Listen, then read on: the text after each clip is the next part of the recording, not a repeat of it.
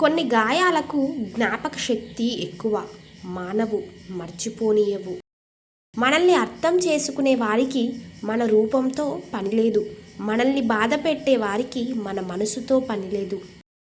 చెప్పులేసుకొని గుడిలోకి వెళ్ళటం, చెప్పుడు మాటలు విని గొడవకి వెళ్ళటం రెండూ ఒకటే.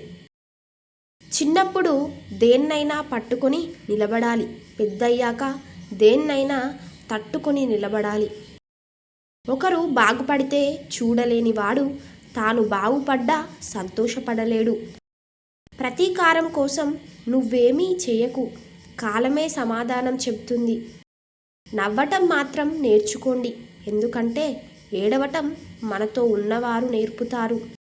ఎదుటి వ్యక్తి నీపై నేరుగా గెలిచే దమ్ము లేనప్పుడు నీ వ్యక్తిత్వాన్ని విమర్శించటం మొదలు పెడతాడు.